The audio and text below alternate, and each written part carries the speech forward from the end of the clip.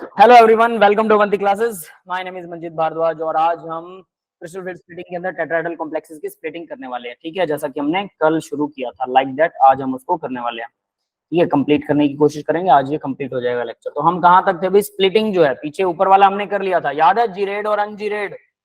Yes sir. Yes ये sir, symmetrical unsymmetrical है ना, जिसकी सेंटर ऑफ सिमेट्री होती है और जिसकी सेंटर ऑफ सिमेट्री नहीं होती, है ना। तो सेंटर ऑफ सिमेट्री क्या होती है मैंने बताया था, लेफ्ट टू राइट चलेंगे या राइट टू लेफ्ट, कैसे भी जाइए आप। सेंटर से अगर दूसरी तरफ जा रहे हैं किसी भी साइड में, ऊपर जा रहे हैं नीचे जा रहे हैं किसी भी साइड में, सेंटर से अगर आप चलना शुरू करते हैं और आपको कुछ दूर बाद में कोई एटम मिलता है तो जस्ट अपोजिट, सेंटर से उसका सब कुछ अपोजिट होना चाहिए। आप ऊपर जा रहे थे तो नीचे मिलेगा, नीचे जा रहे थे तो ऊपर की तरफ चलना है, सेम डिस्टेंस पर चलना है, सेम एटम होना चाहिए। अगर एक भी एटम मिस होता है तो वो सेंटर ऑफ सिमेट्री नहीं है। टेट्राहेड्रल के केस में ऐसा पॉसिबल नहीं है। आप देख सकते हैं टेट्राहेड्रल में, वैसे मैंने टेट्राहेड्रल आप लोगों को दिखाया था ना, उल्टा वी और सीधा वी, ऐसा कुछ। Yes sir. Yes sir yes sir. ये उल्टा वी और सीधा वी है, ठीक है, बीच में सेंटर में ही है। तो मैं अगर इसके अपोजिट में जाना चाहूं तो ऐसे अपोजिट में जाएगा ये, है ना। किसी भी एटम के अपोजिट में अगर आप चलना चाहो तो ये उल्टा वी और सीधा वी ये इस तरह से कुछ चलेगा। ये एटम ऐसे चलेगा, ये एटम ऐसे चलेगा, है ना, ये एटम ऐसे चलेगा, ये वाला एटम ऐसे चलेगा। अपोजिट में सब खाली है, दूसरी साइड में सब खाली है। इसको ऐसे समझ सकते हैं आप कि जो परफेक्ट हमने टेट्राहेड्रल कल किया था कि एक स्क्वायर ले लीजिए, स्क्वायर के बीच में एक एटम रखिए और उसका एक कॉर्नर छोड़ के अल्टरनेट में दूसरे कॉर्नर से, है ना, हाँ, वन आफ्टर वन, एक कॉर्नर छोड़ के फिर दूसरा, दूसरा छोड़ के फिर तीसरा, इस तरह से सभी एटम्स लगा लीजिए। तो हमने ये एटम अगर सेलेक्ट किया तो उससे नेक्स्ट छोड़ देंगे, उससे नेक्स्ट ये लगाएंगे। कोई भी आप रैंडमली उठा सकते हैं, ये छोड़ दिया ये लगा दिया, तो ये छोड़ दिया तो नेक्स्ट इधर लग जाएगा। रैंडमली कोई भी करके देखिए, बट उससे नेक्स्ट वाला छोड़ना है बस, सीधी सी बात, तो दूसरी तरफ पहुंच जाएंगे। तो ये बन गया टेट्राहेड्रल। तो अब देखिए ये नीचे की तरफ जा रहा है, ये इधर नीचे की तरफ आ रहा है, ये इधर ऊपर की तरफ जा रहा है और ये इधर ऊपर की तरफ जा रहा है। तो ये ऊपर से अगर मैं जाऊंगा तो इसका अपोजिट एंगल तो ये बनेगा ना, ये वाला, इन दोनों का। ये समझ में आ रहा है? Yes sir, yes sir. Yes इस सर। तरफ तो एटम ही नहीं है, अगर इसके अगेंस्ट देखें तो ये क्या है? अनजीरेड, सिमेट्री नहीं है इसकी, सेंटर ऑफ सिमेट्री नहीं है। किसी भी एटम को उठा के देख लो, वो उसके अपोजिट कॉर्नर में तो कुछ है ही नहीं, खाली पड़ा है। और हमें एक एटम भी अगर वायलेट करता है इस रूल को, एक एटम भी, तो वो क्या है? सेंटर ऑफ सिमेट्री नहीं है, तो मतलब वो अनजीरेड है। अनजीरेड। याद रहेगा? यस यस सर बहुत छोटी सी चीज है, बच्चे जनरली भूल जाते हैं सेंटर ऑफ सिमेट्री को। प्लेन ऑफ सिमेट्री उन्हें याद रहता है। प्लेन का मतलब है कि एक प्लेन पेपर लीजिए, उस पेपर को चाकू समझ लीजिए, इतना बड़ा प्लेन चाकू है आपके पास, और उसको बिल्कुल आर पार ऐसे काटेंगे, उसको बोलते हैं प्लेन। ठीक है, ये प्लेन नहीं है। यहाँ तो सिर्फ एक एटम एक लाइन में, सुई की तरह एक लाइन में चल रहा है, तो इसको प्लेन नहीं कहेंगे। समझ रहे हो ना? Yes sir. Yes sir. Plane में और सेंटर ऑफ सिमेट्री में डिफरेंस है, इसमें मिस मत होइएगा। ठीक है, तो चलिए, अब आपको ये चीज समझ में आ गई होगी। तो टेट्राहेड्रल तो नहीं हो सकता, बट क्या ऑक्टाहेड्रल हो सकता है? ध्यान देना भाई, Yes, sir. ऑक्टाहेड्रल हो यस सर, हो सकता है। सकता है। Yes sir. आंखें मीच के बता सकते हो, ये देख लो हर जगह, ऊपर नीचे साइड में किसी भी तरफ चलो कि ये एटम है, ये एटम है, ये एटम है, ये एटम है ऑक्टाहेड्रल में, तो इसके आर पार बिल्कुल दोनों बराबर एटम है। अगर इस कॉर्नर से, मतलब सेंटर से किसी भी एक एटम की तरफ चलेंगे तो दूसरी तरफ भी एटम है उसके, है ना। सेंटर से चलना होता है, यहां से अगर इधर चल रहे हैं तो अपोजिट में इधर चलेंगे, तो ये दोनों तरफ बराबर एटम आ रहे हैं, तो इसका मतलब सेंटर ऑफ सिमेट्री है। इस तरफ भी बराबर एटम आ रहे हैं, दोनों तरफ सेंटर से सेंटर ऑफ सिमेट्री है। इस तरफ भी बराबर एटम आ रहे हैं, सेम एटम आ रहे हैं, सेम डिस्टेंस पर आ रहे हैं, सेंटर ऑफ सिमेट्री है। तो इसलिए इसमें जी लगता है। जिनमें सेंटर ऑफ सिमेट्री होती है वो जी हकदार हैं जी लगाने के, रिस्पेक्टिबल कह सकते हैं। वैसे साइंस वालों ने अपनी मर्जी से किया, ऐसा कुछ नहीं होता रिस्पेक्ट का, है ना। वो तो मैं वैसे ही बोल रहा हूँ याद करने के लिए, कहीं आप इसको चिपका दो कि नहीं नहीं इसकी रिस्पेक्ट होती है इसलिए जी लगता है ऐसा मत करना। ओके, चलिए, हाँ, अब आगे देखते हैं बेटा। तो ये हो गया होगा। अब मैं उसको जगह रिवाइंड करवा रहा था कि आपको सेंटर ऑफ सिमेट्री पता होनी चाहिए, अनजीरेड और अनजीरेड, और इसी के लिए जी और अनजी लगाया जाता है। आप देखिए crystal field splitting energy of tetrahedral complexes. Splitting in tetrahedral complex के अंदर magnitude of crystal field splitting tetrahedral energy consider less than the octahedral. Octahedral से लेस होता है, पहली बात, लेस देन द ऑक्टाहेड्रल। कितना होता है? तो वो देखिए, टेट्राहेड्रल जो होता है वो 2/3 मल्टीप्लाई 2/3 ऑक्टाहेड्रल। ठीक है, दो बार लिख दिया क्या? नहीं नहीं, ठीक है, 4/9 ऑक्टाहेड्रल होता है। ठीक है, तो ये आप ध्यान रख सकते हैं, 4 divided by 9 octahedral. That is it. Delta O. O stands for octahedral. Clear है बेटा सभी को? Yes, sir. Yes, sir. इसका रट्टा मारना, इसी से एनर्जी निकलेगी टेट्राहेड्रल की, ठीक है। और ये इक्वल, अरे मैंने इक्वल तो लिखा नहीं इसको, ठीक है, ये इक्वल होता है एनर्जी ऑफ टेट्राहेड्रल। टी इसके पैरों में आएगा, सबस्क्रिप्ट वो यहाँ लगा रखा है, वो टाइपिंग में कई बार गड़बड़ हो जाती है, ठीक है, सबस्क्रिप्ट आएगा नीचे। तो ये होता है ऑक्टाहेड्रल और टेट्राहेड्रल के बीच में रिलेशन। क्लियर है भाई सभी को? Yes, sir. ठीक है, आगे बढ़ते हैं। देखिए, there are only 4 ligands instead of 6। तो ये तो पता ही होगा, 4 लगते हैं टेट्राहेड्रल में। So ligand field is only 2/3 of the size. तो लिगेंड फील्ड जो है वो 2/3 ही होता है साइज का। Hence the ligand field splitting is also 2/3 of the size. तो स्प्लिटिंग भी 2/3 होती है। वो 2/3 दोबारा 2/3 ऑक्टाहेड्रल से मल्टीप्लाई करते हैं, तो ये ऐसे आता है। ये 2/3 इसलिए लगा रखा है इन्होंने 2 बार। The direction of the orbital does not coincide with the direction of the ligand. Orbital का जो डायरेक्शन है वो लिगेंड के डायरेक्शंस में नहीं होता। इसका मतलब वो उनको एनर्जी सिस्टम की नहीं बढ़ा पाएगा, है ना। तो ऑब्वियस सी बात है, ये भी एक इंपॉर्टेंट लाइन है, याद रखिएगा, इसके ऊपर क्वेश्चन बनता होता है कई बार। नेक्स्ट देखिए, strong field ligand causes a bigger energy difference between T2G and EG, weak field ligands than weak field। ये तो हमें पता ही है, क्लियर है। स्ट्रॉन्ग फील्ड लिगेंड का एनर्जी डिफरेंस बिगर होता है, ठीक है, वीक फील्ड लिगेंड के मुकाबले। स्प्लिटिंग मतलब ज्यादा होती है, स्प्लिटिंग की एनर्जी ज्यादा होती है, ये कह सकते हैं। Tetrahedral splitting is always much smaller than octahedral. Tetrahedral smaller होती है ऑक्टाहेड्रल से हमेशा, चाहे कुछ भी हो जाए, ठीक है। तो इसीलिए वो 4/9 ऑक्टाहेड्रल के बराबर होती है। अब देखो, टेट्राहेड्रल ऑक्टाहेड्रल की कैलकुलेट करना बहुत आसान था, 0.6 एंड 0.4। अब टेट्राहेड्रल के केस में 0.6 का 4/9 और 0.4 का 4/9। समझ में आ रही है बात? उसका उल्टा करना उसको थोड़ा सा मुश्किल हो जाता है, तो वो देखते हैं वो कैसे होएगा। तो ये जरा ध्यान से हम करेंगे जो भी कैलकुलेशन करेंगे। तो देखिए, it is never energetically favourable of pair electrons. Electrons को पेयर करना कभी भी एनर्जेटिकली फेवर में नहीं होता, ठीक है। पहली बात, ये हमें पता है, पेयरिंग कभी भी फेवर नहीं होती है। सभी इलेक्ट्रॉन चाहते हैं कि भाई वो लेस एनर्जी करें, क्योंकि पेयरिंग से एनर्जी बढ़ती है। Most tetrahedral complexes are high spin, ज्यादातर हाई स्पिन होते हैं, ये एक इंपॉर्टेंट चीज है, ये याद रख लेना भाई। मतलब अगर आपको कंफ्यूजन होता ना, देखो जब कंफ्यूजन होगा ना बेटा, तब आपको ये चीज याद रखनी पड़ेगी कि ज्यादातर टेट्राहेड्रल क्या होते हैं, हाई स्पिन होते हैं। तो हम कुल मिला के अगर तुक्का भी लगा रहे हैं, हमें समझ नहीं आ रहा कि ये वीक लिगेंड है कि स्ट्रॉन्ग लिगेंड है, तो हम ये मान सकते हैं कि ये वीक होते हुए भी स्ट्रॉन्ग लिगेंड वाला काम करेगा कि नहीं करेगा, कैसे करेगा। वीक वाला तो वीक का ही काम करेगा, बट कोई इंटरमीडिएट में आ जाए, अमोनिया जैसा, ना वो स्ट्रॉन्ग है ना वीक है, बहुत ज्यादा स्ट्रॉन्ग नहीं है, वीक तो है नहीं, तो उस केस में ये कभी कभी काम आता है, ठीक है। तो इसको याद रखना। फॉर एग्जाम्पल, निकल, cobalt, CO, carbon monoxide 4 is tetrahedral complexes with low spin. ये लो स्पिन के साथ में, वैसे भी स्ट्रॉन्ग लिगेंड है तो लो स्पिन ही बनाया, कोई दिक्कत वाली बात नहीं है, ठीक है बेटा। क्लियर है सबको? ये समझ में आ गया यहां तक? Yes, sir. ठीक है, तो याद रखिएगा, ये पॉइंट्स आपको ध्यान रखने हैं। फिर आगे आता है calculation of CF crystal field splitting stabilisation energy in tetrahedral complexes. तो वो क्या होती है, 0.4 N/T2 और 0.6 N/E। T2G और EG ये वही है, 0.6 और 0.4, लेकिन जब इनटू टेट्राहेड्रल होगा, बट वो 4/9 कब होगा, अब वो मैं आपको बाद में बताऊंगा। 4/9 करके ऐसा कुछ करके इन्होंने निकाल रखा। Where N is the electron occupying T2 orbital, कितने ऑर्बिटल्स कितने इलेक्ट्रॉन्स इसको ऑक्यूपाई करते हैं, तो ये एनर्जी तो ऐसे ही कैलकुलेट होने वाली है, बस उल्टा हो जाएगा उसका, ठीक है। आगे देखते हैं आप इसी को। n नंबर ऑफ इलेक्ट्रॉन्स हैं, डेल्टा T लिगेंड स्प्लिटिंग है। एग्जांपल D5 कॉन्फ़िगरेशन के लिए एग्जांपल, अब देखिए भाई, वी हैव n में एक n 3 है, n डैश 2 है, मतलब एक में 3 है एक में 2 है, ठीक है। ऊपर वाले में 3 है, नीचे n डैश है, उसमें 2 इलेक्ट्रॉन्स हैं। वेरी सेंटर का मतलब पता है सभी को, मतलब जहां पर उनकी बिल्कुल मिडिल में एनर्जी थी, तो उस एनर्जी का ऊपर 3 हो गए, नीचे 2 हो गए, कुछ इस तरह से वर्क करता है ये, ठीक है। फ्री मेटल आयन की एनर्जी यहाँ थी, ये बढ़ गई जब लिगेंड ने अप्रोच किया था, एनर्जी पांचों ऑर्बिटल की बढ़ गई, पांचों डी जनरेट है अभी भी, मतलब सेम एनर्जी है पांचों की, डी जनरेट का मतलब सेम एनर्जी, लेकिन जब लिगेंड जुड़े तो उन्होंने स्प्लिट कर दिया 3-2 के पेयर में और टेट्राहेड्रल कॉम्प्लेक्स बनाया, तो 3 ऊपर और 2 नीचे आ गए, दैट इज इट, ठीक है। एन की वैल्यू यहाँ पर n डैश 1 और 2 और 3 दिखा रखे हैं, 2 इलेक्ट्रॉन ऊपर है 2 नीचे है।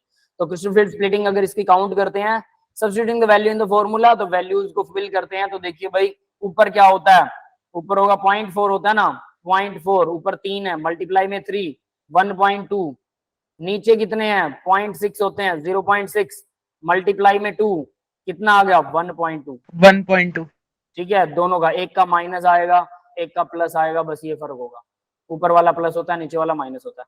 ठीक है, डेल्टा टी, दोनों का crystal field stabilisation energy delta T 0 आएगा, क्यों, दोनों को माइनस करेंगे 0 आने वाला है।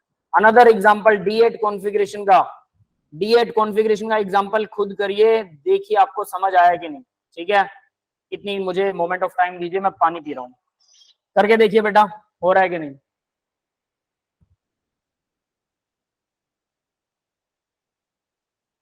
ऊपर पढ़ लेना, ये हाई स्पिन के लिए है, नीचे वाला एग्जांपल है फिर से लो स्पिन के लिए, दोनों को कैलकुलेट करो, हाई स्पिन और लो स्पिन बना के देखो, E2G और EG को स्प्लिट करके बनाओ, नीचे 2 ऊपर 3 ऑर्बिटल, फिर 8 इलेक्ट्रॉन भरने हैं, नीचे पहले 2 आएंगे फिर ऊपर 3 आएंगे।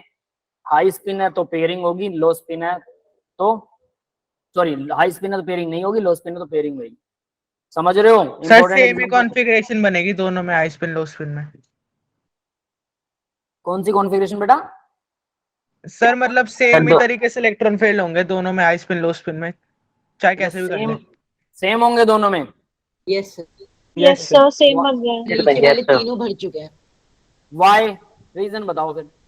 सर, नीचे वाले तीनों भर चुके हैं ना पूरे ऑर्बिटल, अब जगह ही नहीं है नीचे जाने यस की। सर, वो नीचे वाले नीचे वाले दोनों ई भर वाले गए। भर गए पूरे। अरे तो नीचे वाले 2 हाँ, यस सर, भाई ई वाले पूरे भर गए। सॉरी, दोनों दोनों पूरे भर गए, नीचे 4 2 होंगे तभी बढ़ेंगे, तो 3 और 8 है टोटल, 3 और 1 4, बिल्कुल।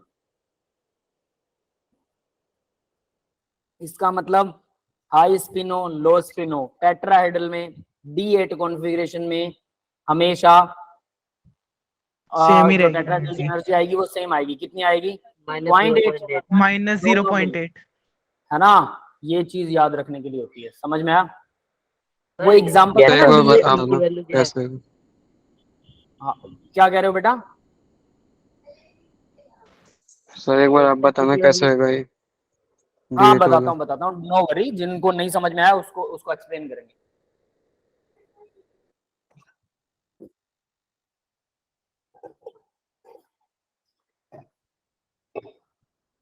देखिए जरा, देखिए यहाँ पर क्या है, सबसे पहले तो आपको ये पता होना चाहिए, इसने टेट्राहेड्रल बोल दिया, सब कुछ बता रखा, तो हम पहले सबसे पहले सिर्फ ये बनाओ, देखो और कुछ नहीं करना, 2 ऑर्बिटल नीचे और 3 ऑर्बिटल ऊपर। ठीक है, बस ये बना लीजिए, समझ लीजिए आपका काम हो गया। अब आपको कितने भरने हैं D8, 8 इलेक्ट्रॉन भरने हैं D के अंदर। ठीक है, तो 8 इलेक्ट्रॉन कैसे भरेंगे? ठीक है, देखिए एक भरा, ठीक है, और एक सबसे पहले तो एक भरेंगे। अब उसने बोला हाई स्पिन है, मतलब पेयरिंग नहीं करनी है। ठीक है भाई, हमने पेयरिंग नहीं की तो सीधा ऊपर भर दिया, नीचे नहीं भरे। अब क्या करें? अब आपको नेक्स्ट छठा इलेक्ट्रॉन भरना है, यहां भरोगे क्या? इसकी एनर्जी नहीं हाई सर, है, नीचे भरेंगे। इलेक्ट्रॉन नीचे आना पसंद करेगा, यहां भरेंगे ना, भले ही उसे पेयरिंग करनी है, ऊपर भी पेयरिंग कर रहा है नीचे भी पेयरिंग कर रहा है, तो पेयरिंग से एनर्जी बढ़ेगी, बिल्कुल बढ़ेगी, तो ऊपर भी उतनी बढ़ेगी नीचे भी उतनी बढ़ेगी। क्या करें? ऊपर की बजाय नीचे भरें, ज्यादा बेटर है क्योंकि कुछ एनर्जी कम है। नेक्स्ट एक और इलेक्ट्रॉन डालेंगे 7वां, वो भी नीचे पेयर करना पसंद करेगा, 8वां डालेंगे ऊपर। क्लियर है? Yes sir. Yes sir. ठीक है, तो ये इससे आ गया। अब इसमें एनर्जी कैलकुलेट करनी है, नीचे वाले की एनर्जी होती है 0.6 इंटू में 4, तो 6 चौका कितना आ गया 24, 2.4 माइनस का, ऊपर वाले में कितनी आएगी 0.4 इंटू में कितना है 4, 1.6 हाँ 4 है, तो 1.6 आ गई प्लस का, दोनों को माइनस कर दो, कितनी आई 0.8 रह गई माइनस का, -0.8। Minus 0.8 tetrahedral energy, that's it, इसका और इसका रिजल्ट। यस बेटा, समझ में आ गया? Yes sir. Yes sir. अब लो स्पिन की बात करते हैं, इसी एग्जांपल में लो स्पिन भरना चाहे तो ये तो इसके लिए है। ठीक है, ये एनर्जी लास्ट में आएगा, एनर्जी इन दोनों का गैप आ गया। अब देखिए नेक्स्ट वाला एग्जांपल क्या कहता है, इसमें उसने बोला लो स्पिन, बाकी D8 कॉन्फ़िगरेशन ही दी है। जानबूझ के ये एग्जांपल आप लोगों को करवाए जाते हैं, याद रख लेना, इसी का नाम प्रैक्टिस है। इसीलिए मैं हमेशा बोलता हूँ कि ये तो आपको जस्ट एग्जांपल करवा रहे हैं, इसके अलावा आपको प्रैक्टिस करनी होती है। तो सेम वही ऑर्बिटल बनाइए, टेट्राहेड्रल बताया उसने, तो अब हम 8 इलेक्ट्रॉन भरने वाले हैं, 1 2 3 4 5 भर दिए। छठा इलेक्ट्रॉन भाई देखो उसने बोला लो स्पिन है, मतलब वो पेयरिंग करेगा, ऊपर नहीं जाएगा, उसकी बजाय नीचे आ जाएगा, ठीक है। सातवां इलेक्ट्रॉन वो भी पेयरिंग कर सकता है। अब आठवां इलेक्ट्रॉन वो तो अब नीचे तो नहीं आ सकता, दो से ज्यादा इलेक्ट्रॉन नहीं आने वाले, वो यहीं जाएगा। तो ऊपर वाली और नीचे वाली कॉन्फ़िगरेशन में कोई फर्क है क्या? No no sir. Sir. Same है। तो अगर ये कॉन्फ़िगरेशन सेम है, अगर ये सेम है तो एनर्जी भी तो सेम होगी ना। Yes yes sir. Sir. Clear Yes, है? sir. तो एनर्जी सेम है तो आंसर वही आएगा, 0.8 माइनस का आने वाला है, बस बात खत्म। यस बेटा, समझ में आ गया सभी को? Yes Yes, sir. sir. ठीक है, आगे बढ़ते हैं अब जरा। नेक्स्ट पेज अपलोड हो रहा है क्या? हो जाने दीजिए। ये ओपन बोर्ड भी ना हैंग हो रहा है। मैं कुछ एक और जुगाड़ सोच रहा हूँ, देखता हूँ अगर पॉसिबल हुआ तो उसको करके देखेंगे, फिर आपको कोशिश करूंगा बड़ी स्क्रीन पे पढ़ाऊं। बट आप मेरे को ओपिनियन दीजिएगा। बढ़िया वाला एक लैपटॉप। ट्रायल लेंगे, उसके बाद में पता लगेगा कि बड़ी स्क्रीन पे आप लोग पढ़ सकते हैं कि नहीं, ठीक है। ट्रायल मतलब ऑफलाइन क्लास में, जब क्लास नहीं लग रही होगी 5 मिनट मुझे दीजिएगा, मैं कोशिश करके देखूंगा। बट अभी मेरे को सॉफ्टवेयर की सेटिंग करनी है। अरे खुल ही नहीं रहा अभी तक, बहुत ज्यादा टाइम ले रहा है प्रोसेसिंग में।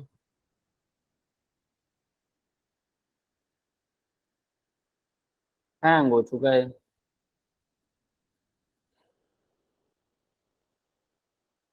इसको बंद करके वापस आ गया क्या? अरे रुको,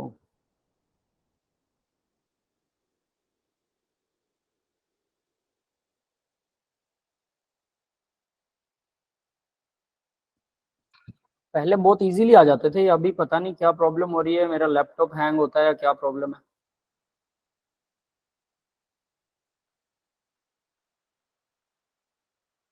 सर एंटीवायरस डाउनलोड कर लो। मैं इसको ओपन बोर्ड में ही प्रॉब्लम बेटा, बाकी कहीं प्रॉब्लम नहीं आती। इसको री इंस्टॉल करने वाला हूं मैं ओपन बोर्ड को।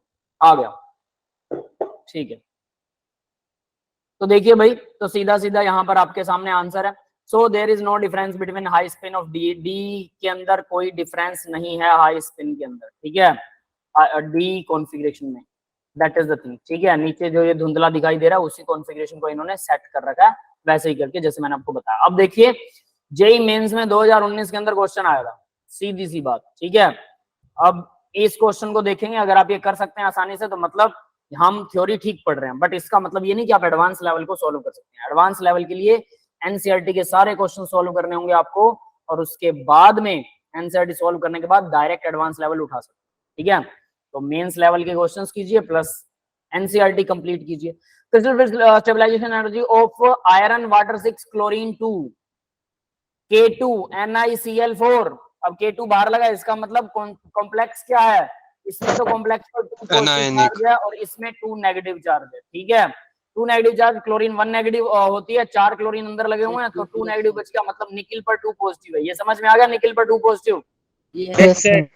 और आयरन पर भी 2 पॉजिटिव है, क्योंकि पूरे Yes, कॉम्प्लेक्स sir. में आयरन ही अकेला है, उसके अलावा क्लोरीन पर तो नेगेटिव चार्ज होता है, वाटर पर कोई चार्ज नहीं होता। यस, क्लियर है ना सबको? Yes sir. एक्स मान के करना चाहे एक्स मान के भी कर सकते हैं, मैं उसको कभी डिनाई नहीं करता हूँ।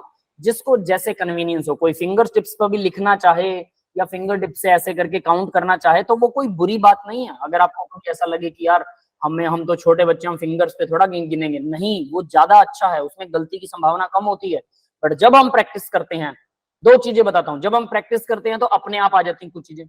दूसरा, मेरी तरफ से एक सेफ जोन है। जानते हो क्या मैं सेफ कैसे हूं? मैं अगर ऐसे कर रहा हूं और कोई गलती हो जाए, आप लोग ही मेरे को बता दो। दूसरी चीज, हम उस गलती को सुधार भी सकते हैं। तो इसीलिए इससे क्या होता है, टीचर का पेस बढ़ जाता है, फटाफट बता देता हो कि आयरन पे 2 पॉजिटिव है। कुछ गलत हुआ तो उसको कोई टेंशन नहीं है, क्योंकि बच्चे अपने आप देख लेंगे, है ना। तो ये मुझे बेनिफिट है, ये समझ लो आप मेरा बैकअप हो। समझ रहे हो मेरी बात? लेकिन आप लोगों को जैसे कन्वीनियंस लगता है वैसे कीजिए। इससे एक सिंपल एग्जांपल बताता हूँ। मैं क्रिकेट खेला करता था जब छोटे थे, ठीक है। अभी तो छोड़ दिया, सब दोस्त सब काम लग गए ना, तो क्रिकेट नहीं है। मैं सबसे अच्छा अपनी टीम का बेस्ट वो था क्या बोलते हैं उसको, फील्डर, बेस्ट फील्डर, सबसे बेस्ट फील्डर मैं ही था। और मुझे सबसे आगे लगाया जाता था, ठीक है, लेग साइड में, मिडल में, दोनों विकेट्स के मिडल में, थोड़ा सा 20, 25 या 30 फीट दूर। और मैं लेग के अंदर कभी भी बॉल जाने नहीं देता था। मोस्टली केसेस के अंदर बॉल को पकड़ ही लेता था। जानते हैं किस लिए? क्योंकि मैं बहुत नजदीक होता था प्लेयर्स के और मेरे पीछे जो है बैकअप हमेशा रहता था, दो प्लेयर खड़े रहते थे, एक लेफ्ट में दूर, बहुत दूर बाउंड्री के पास, एक राइट में बहुत दूर बाउंड्री के पास, और मैं बाउंड्री से मिडल में होता था, बाउंड्री और विकेट के मिडल में। तो वो लोग बाउंड्री पे होते थे, मुझे पता अगर मेरे से बॉल मिस होती है तो पीछे आके पकड़ लेंगे, तो मैं बहुत जल्दी क्विक एक्शन करता था जिससे टीम के लिए रन बच जाते थे।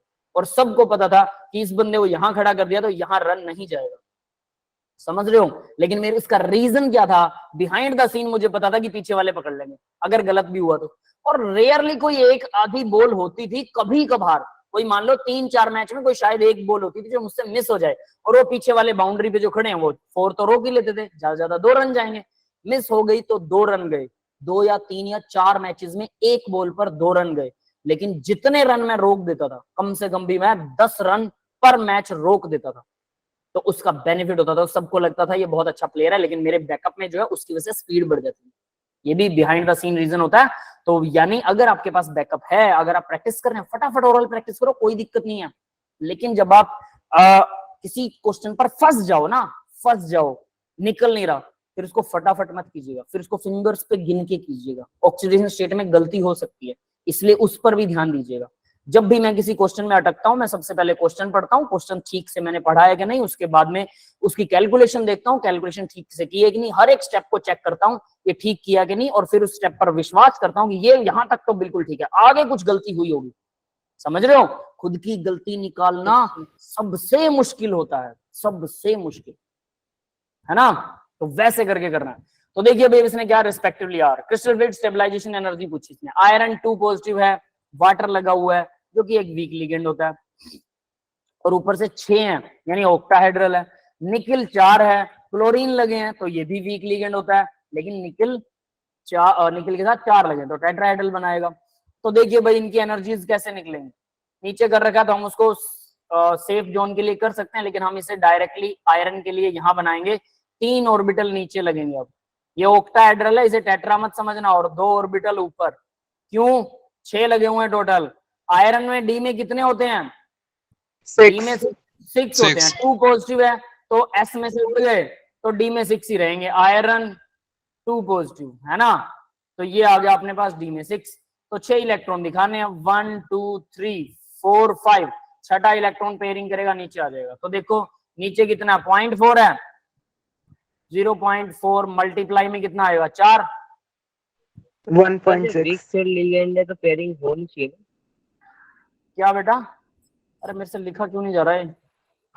पर वीक से लिगेंड है तो पेयरिंग होनी, पेयरिंग नहीं होगी। अरे पेयरिंग नहीं होगी बेटा, तभी तो ऊपर वाले इलेक्ट्रॉन ऊपर है। समझ में आया? ओके ठीक है, ऊपर वाले इलेक्ट्रॉन हमने नीचे नहीं उतारे ना, इनको पेयर कर सकते थे वरना। तो 0.4 मल्टीप्लाई में 4, ठीक है, कितना आ गया 1.6 माइनस का। इसके बाद ये कितना है 0.6 मल्टीप्लाई में 2, तो 1.2 प्लस का। तो एनर्जी कितनी आएगी इन दोनों का? माइनस 0.4। 0.4। यस सर, माइनस का 0.4 है ना, तो माइनस का 0.4 आ रहा है। ए मतलब पहला हमारा -0.4, एक तो ये रहा और एक ये रहा, ए और बी में से एक होगा। ठीक है, तो ये तो हमें पता लग गया। नेक्स्ट देखो टेट्राहेड्रल है, निकिल 4। निकिल का एटॉमिक नंबर कितना होता है भाई? सर 28। 28 यानी डी में 8 होते हैं। ठीक है, एस में से निकल गए तो डी में 8 आएंगे। डी में 8 होते हैं तो अभी अभी हमने D8 का ही बनाया था, ऊपर बनाया था ना सर -0.8। तो इसका -0.8 होता है, ये पता है, तो ये वाला आ जाएगा। Yes, clear sir. है? ये करने की जरूरत तो नहीं है ना।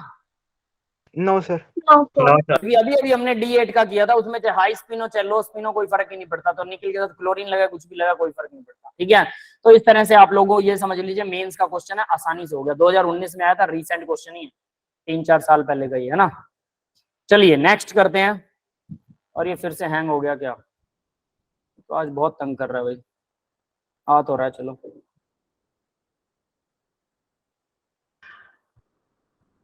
सर। यस बेटा। सर अगर कोई ऐसा एटम है जिसमें मतलब एस में इलेक्ट्रॉन है लेकिन उस पर कोई चार्ज नहीं है, मतलब एस के इलेक्ट्रॉन भी उसके पास है, तो एस के इलेक्ट्रॉन से कोई इफेक्ट पड़ेगा उस पे जो हम कॉन्फ़िगरेशन लिखते हैं? देखिए एस के इलेक्ट्रॉन से कोई इफेक्ट नहीं पड़ेगा। अगर एस में 2 हैं कुछ होने वाला ही नहीं है, 2 इलेक्ट्रॉन है, बॉन्डिंग तो करेगा नहीं वो। दूसरा एस ऑर्बिटल्स की शेप कैसी होती है ये पता है? एस वाले ऐसे होते हैं, स्फेरिकल, Spherical. है ना। तो वो लिगेंड को चारों तरफ से बराबर अफेक्ट करते हैं, तो उनकी जो एनर्जी होती है एस इलेक्ट्रॉन्स की एनर्जी बढ़ जाती है। लेकिन उसमें स्प्लिटिंग कैसे करोगे आप? एस ऑर्बिटल की एनर्जी बढ़ गई बट स्प्लिटिंग तो नहीं होने वाली, एस तो एस ही रहेगा, एक ही ऑर्बिटल होता है, कहानी खत्म, उससे कोई फर्क नहीं पड़ेगा, है ना, उससे कोई फर्क नहीं पड़ेगा। पहली बात, या तो वो मतलब खाली होना चाहिए ताकि लिगेंड अपना इलेक्ट्रॉन डोनेट कर सके। एक इलेक्ट्रॉन भी होगा एस में तब भी उसने पेयरिंग करने का भी, वो पेयरिंग भी नहीं करेगा किसी से, क्योंकि उस एस में एक ही ऑर्बिटल होता है और उसमें एक इलेक्ट्रॉन है, वो पेयरिंग किसके साथ करेगा? 2 हैं तो उसका कोई मुद्दा ही नहीं, वो बॉन्ड ही नहीं बना सकता। एक में या तो पेयरिंग कर ले, इधर से निकल जाए, बट निकल के जाएगा कहाँ, वो भी पॉसिबल नहीं है। तो बिल्कुल खाली होना चाहिए, बिल्कुल खाली होगा तब कोई लिगेंड उस पर अटैक कर सकता है। और बिल्कुल खाली होने का मतलब होता है उसमें एनर्जी कम है और डी की एनर्जी जो होती है ज्यादा होती है, तो डी का इलेक्ट्रॉन उसमें आ जाएगा ना। बिल्कुल खाली हो ही नहीं सकता, मतलब या तो एक इलेक्ट्रॉन मिलेगा या 2 मिलेंगे, तो डेफिनेटली एस का कोई केस ही नहीं है। क्लियर है? यस ठीक है, अभी ये खुल जा सिमसिम, कोई लगाओ भाई, कोई मंत्र, खुल जा सिमसिम वाला, है ना। सर हनुमान चालीसा पढ़ते हैं। क्या? सर हनुमान चालीसा पढ़ते हैं सर, मुझे हनुमान चालीसा पढ़ते हैं सही है। देखिए एक यहाँ से एक चीज बताता हूँ मैं आपको, याद रखिएगा, बहुत से लोग ऐसा सोचते हैं, ऐसा कहते भी हैं, ठीक है, कि मैं भगवान का नाम लेता हूँ, मैं बहुत अच्छा इंसान हूँ। बहुत अच्छे अच्छे लोग हैं दुनिया में, नो वरी अबाउट दिस, ठीक है। बहुत बुरे लोग भी हैं, बट हम देखते हैं, चलो आ गया, बुरे लोग जो हैं वो जल्दी कामयाब हो जाते हैं और अच्छे लोग जो हैं वो बेचारे कामयाब ही नहीं हो पाते। Then why, what is the reason? क्योंकि ना इस यूनिवर्स के ना ऊपर वाले ने कुछ रूल बनाए हैं, याद रखना, इस यूनिवर्स के कुछ रूल बनाए। Who will follow the rules definitely will get the success। जो उन रूल्स को फॉलो करता है वो सक्सेस प्राप्त करता है। अच्छा होना अच्छी बात है, लेकिन अच्छा होने के बाद मेहनत करना, वसी से तो आपको अच्छा होने पर तो आपको मतलब ये नहीं है कि आप बहुत अच्छे इंसान है। चलो अब मान लीजिए कि एक शेर है जंगल में, बहुत अच्छा है, तो क्या हिरन खुद आके कहेगा भाई साहब आप बहुत अच्छे इंसान हो, मैं मरने वाला हूं, आप मुझे खा लीजिए, आपका नाश्ता हो जाएगा? कभी नहीं कहेगा, शेर को मेहनत करनी ही पड़ेगी। वैसे ही अच्छा होने से कुछ नहीं होता है, मेहनत करना बहुत बड़ी चीज है। बुरे लोग अपना काम रेगुलरली कंसिस्टेंटली करते हैं, रेगुलर कंसिस्टेंट मेहनत करते हैं, कर्म करते हैं बुरे लोग, इसलिए वो कामयाब होते हैं। ईश्वर का नाम लीजिए, बहुत अच्छी बात है, लेकिन उससे कुछ ज्यादा बनने वाला नहीं है। अगर नाम में ही रटना है, नाम ही रटना है, तो इतने गहरे चले जाइए। हमारे यहाँ पर एक साइंस है, योग की साइंस, अंतरात्मा तक जाना, है ना, कुंडली जागृत करना, 8 चक्कर जागृत करना, वहां तक पहुंचिए। अगर वहां तक पहुंच गए फिर आपको पावर मिलेगी। सिर्फ हनुमान चालीसा पढ़ने से पावर नहीं मिलती है, ये बहुत बड़ा मिथ है, बहुत बड़ा मिथ। सर मतलब मैं बस मंत्र की बात कर रहा था, मेरे हाँ, को समझ गया बेटा, लेकिन सर वो तो मन की शांति के लिए पढ़ते हैं ना। हाँ, बस इतना ही कि ठीक है यार, ऐसे ही ऊपर वाले का नाम लिया गया, दैट्स इट। लेकिन उसको पढ़ने से कोई पावर नहीं मिलेगी। बस क्या होता है कि हमारे विचार शुद्ध हो जाते हैं, 1 step toward the positivity, that is all, that's all. इसका मतलब ये नहीं होगा कि आप कामयाब हो जाओगे, किसी चीज में बहुत बड़े बन जाओगे, नहीं। बड़ा बनना तो उसमें बहुत गहरी डुबकी लगानी पड़ेगी, इतनी गहराई से कि इतना पावरफुली उसमें इतना फोकस करना पड़ेगा। हनुमान चालीसा गई है, सिर्फ हनुमान जी का नाम ले लीजिए, या सिर्फ ओम का नाम, राम का नाम, किसी का भी नाम ले लीजिए, आप उसके ऊपर फोकस कीजिए। और एक चीज बताता हूँ, नाम भी बहुत तरीके से लिए जाते हैं। मतलब जैसे हम मंत्र पढ़ते हैं, तो मंत्र में गलती हो जाए तो समझ लेना मंत्र का इफेक्ट गलत हो जाता है, ठीक है। ये साइंस है, प्योर साइंस, भाषा की साइंस, साइंटिस्टों ने इस पर रिसर्च भी की है। और अगर नाम अगर उल्टा सीधा लिया जाए, उससे कभी गलत नहीं होता। राम का नाम मरा मरा रटा था वाल्मीकि जी ने, तो कभी गलत नहीं हुआ था, वो भी उनका सीधा गया था। तो नाम और मंत्र में डिफरेंस होता है, तो मंत्र कभी भी बहुत ध्यान से पढ़ने चाहिए, फोकस के साथ। नाम आप उल्टा सीधा ले सकते हैं, लेकिन उसमें भी फोकस होना चाहिए। फोकस मतलब आपका ध्यान भी उसी नाम पर होना चाहिए लगातार, तब उससे क्या होता है। और कम से कम 8 घंटे डेली पढ़िए, 8 घंटे नहीं तो 4 से 6 घंटे, जैसे मैं पढ़ाई के लिए बोलता ना, 4 घंटे जरूर लगाओ, है ना, कम से कम अपना लिख कर देखो 4 घंटे। तो अगर आप वैसा ही नाम में भी करते हैं कि नाम लिख लिख कर बोलते हैं और 4 घंटे हर रोज ऐसा करते हैं, तब आप में सच में देवीय शक्ति आ जाएगी। और आप कोई भी हैं, कैसे भी हैं, वो योग की पावर है, ईश्वर की पावर नहीं है। आप ये कह सकते हैं वो योग की पावर है, yoga, that is pure science. But हम उसे अलौकिक शक्ति से जोड़ते हैं, ईश्वरीय पावर से जोड़ते हैं, क्योंकि कहीं ना कहीं ईश्वर है, ये सबको पता है, बड़े बड़े साइंटिस्ट मानते हैं, सबको पता है कोई ना कोई पावरफुल चीज है, तो हम उस पावरफुल चीज को उससे जोड़ देते हैं कि हमने जो प्राप्त किया उसी से किया। ये बहुत अच्छी सेंस है, इसको गुड सेंस बोलते हैं। लेकिन पीछे बिहाइंड द सीन काम कर रही है साइंस, यूनिवर्स के रूल जो ऊपर वाले ने बनाए उनको फॉलो कीजिए, ठीक है। तो मेहनत Yes, ही sir. सब कुछ होती है बेटा, याद रखना, मेहनत हर जगह पर। कई बार अच्छे लोग जो हैं वो उनके साथ बुरा हो जाता है, तो वो लोग सोचते हैं कि यार मैं तो भगवान का भगत हूं, मैं तो अच्छा करता हूं सबके साथ, मैंने किसी के साथ बुरा नहीं किया। कोई फर्क नहीं पड़ता आप किसी के साथ बुरा भी करें। आपने पढ़ी है ना रामायण महाभारत, रावण ने क्या किया था, मेहनत की थी अच्छे तरीके से, मेहनत करने के बाद में सीता को उठा के ले गया, राम को भी उनसे लड़ना पड़ा, है ना। राम जी ने भी तो मेहनत करी थी। हाँ उन्होंने भी की डेफिनेटली, लेकिन सोचिए जरा, बुरे लोग मेहनत कर रहे हैं तो राम जी को अवतार लेना पड़ा उनसे लड़ने के लिए, बुरे लोगों से, क्योंकि वो पावरफुल बन गए ना। क्यों? क्योंकि ईश्वर अपने नियम नहीं बदलता, ना आपके लिए बदलेगा ना मेरे लिए बदलेगा, उनको फॉलो करके हमें मेहनत करनी पड़ेगी, तब ईश्वर को खुद आना पड़ेगा, समझ रहे हो। तो ईश्वर को बुलाना है, ऊपर वाले को बुलाना है, तो इतना पावरफुल खुद बनिए और उसके रूल्स को फॉलो कीजिए। उसके अगेंस्ट जा रहे हैं, सीधे जा रहे हैं, कोई फर्क नहीं पड़ता, लेकिन उसके रूल को फॉलो करके आपको पावर मिल ही जाएगी। और सिर्फ अच्छा बनने पर भगवान नहीं आएंगे आपके पास, कभी नहीं आएंगे। ये बहुत से लोगों में मिथ होता है कि हम अच्छे हैं तो बाद में वो रोते रहते हैं बेचारे, मुझे उन पे बड़ी दया आती है। यार अच्छा होना अच्छी बात है, लेकिन साथ में पावरफुल बनने के लिए मेहनत करना बहुत जरूरी है। तो मेहनत कीजिए, बजाय कि सिर्फ अच्छे होने के।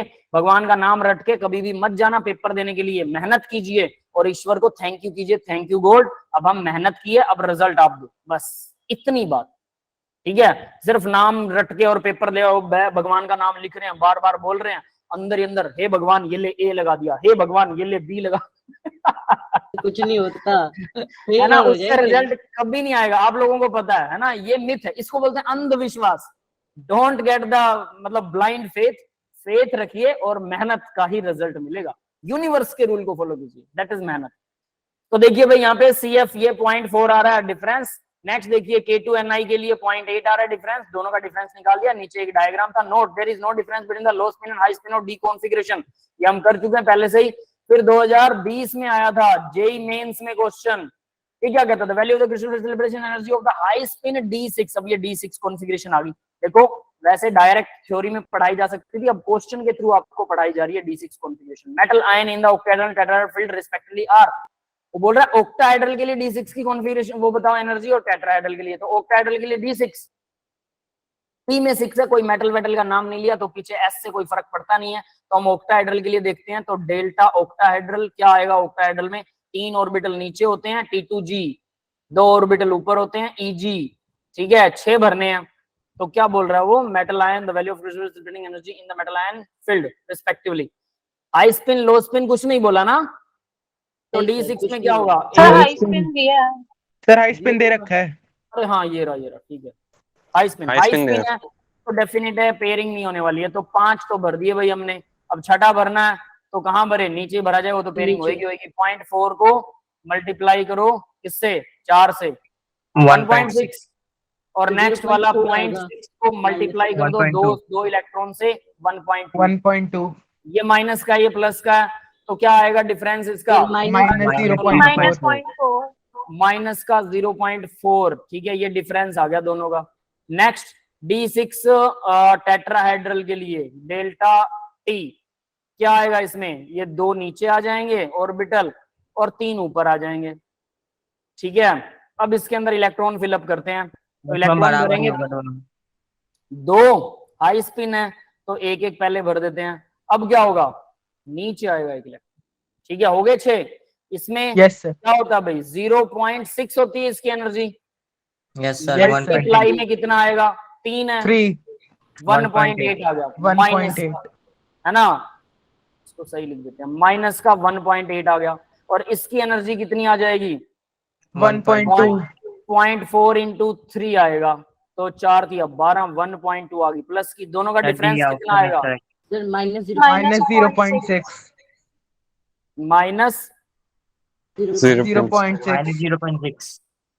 ठीक है, मेरा फैन चलना बंद हो गया, हो गया। अरे अभी अपने आप चल रहा है, ये क्या हो रहा है? सर माइनस वैल्यू के लिए फिर उसके अरे मन के रुको हिसाब बेटा। से चल रहा है वो। हाँ ये क्या हो रहा है भाई? सर उसके मन के हिसाब से चल रहा है लग रहा है। अरे ये ऊपर स्क्रॉल करने पर ही बिना टच किए चल रहा है ये तो, और इसको अंडू करो तो अंडू वो अंडू हो रहा है जो नहीं करना मुझे, ऊपर जा ही नहीं रहा। दोबारा हटा के लगाता हूँ, आज तो ज्यादा दुखी कर रहा है। अभी इसको रीइंस्टॉल करेंगे। में तो कुछ बच्चे से पेरेंट्स चला देते हैं, ऐसा तो कुछ नहीं। क्या आ गया? ठीक है। अभी ये कितना था? 1.4 या 12 1.2 था। ठीक है, डिफरेंस कितना आया था? माइनस का 0.6। 6। ठीक है, ये डिफरेंस आ गया, दैट इज इट। तो देखिए भाई, ऑक्टाहेड्रल के लिए कितनी आ रही है? 0.4, और टेट्राहेड्रल के लिए 0.6। ये आ रहा है, D is the right answer. Yes, clear sir. है? समझ में आ गया सबको? कैलकुलेट करना आ गया होगा I think. Yes sir. Yes sir. Yes, sir. अब ये फिर से हैंग होने वाला है, इसका क्या इलाज करूं भाई मैं? चलिए कोई बात नहीं। तो ये इस तरह के क्वेश्चंस आएंगे आपके, और आपको आसानी से हो जाएंगे, बस याद हल्की हल्की सी कुछ चीजें रखनी है। ठीक है, स्क्रीन को ओपन होने दीजिए। हाँ, जितने भी बच्चे नए हैं उनसे मैं डिस्कशन कर रहा था भाई। देखिए, पहले वाले जो बच्चे मुझसे पढ़ रहे थे उनको सबको पता, मैं हर रोज इसको रिपीट कर देता हूँ, आज आप लोगों को भी बता देता हूँ क्योंकि स्क्रीन अभी हैंग हो रही है। तो ध्यान रखिएगा, सबसे पहले जो लेसन में करवाया जा रहा है उसको आप रीड कीजिए, याद कीजिए, जो भी प्रैक्टिस करवाइए उसको नोटबुक और पेन से करके देखिए। पहला काम होता है, आज का काम खत्म। पीछे कोई बैकलॉग रह रहा है कोई बात नहीं, उसको कवर हम करवा देंगे। उसके बाद आपको एनसीईआरटी के क्वेश्चंस खुद सॉल्व करने हैं। ठीक है, मैं पहले एनसीईआरटी के सारे क्वेश्चंस करवा रहा था, लेकिन ज्यादातर बच्चों ने मुझे बोला कि सर हम वो खुद कर लेंगे, तो आप हमें एडवांस लेवल की करवाइए। तो लेसन के खत्म होते ही या बीच बीच में भी अगर हो सका तो मैं आपको एडवांस लेवल के क्वेश्चंस डायरेक्टली करवा दूंगा। समझ में आ रही है सबको मेरी बात? Yes sir. तो मैं सिर्फ एडवांस लेवल उठाऊंगा ताकि हमारा टाइम बचे, और एनसीईआरटी की आपको खुद खत्म करने हैं, ये आपको मुझसे प्रॉमिस करना होगा कि आप एनसीईआरटी एनसीईआरटी खत्म खुद कर दी। कवर कर लेंगे। एनसीईआरटी के क्वेश्चंस, ओनली क्वेश्चंस, बुक का थ्योरी नहीं, थ्योरी तो मैं पढ़ा रहा हूं, उसके टच करने की भी जरूरत नहीं है, सिर्फ एक्सरसाइज क्वेश्चन और एग्जांपल। और बता देता हूं, जो डीपीपी जो बिटली लिंक है, बिटली लिंक के ऊपर मैंने एनसीईआरटी की बुक विद सॉल्यूशन डाल रखी है। एनसीईआरटी की बुक विद सॉल्यूशन, तो आपको उसमें सारे सॉल्यूशंस के साथ क्वेश्चन आंसर मिलेंगे एनसीईआरटी में। वहां से वो बुक डाउनलोड कीजिए, किसी क्वेश्चन में प्रॉब्लम आती है तो आप देख सकते हैं। हाँ बेटा। सर आप अपना बिटली लिंक शेयर कर दो। अब बिटली लिंक चलो मैं यहाँ भी लिख देता हूँ, बाकी आपके ग्रुप में bit.ly/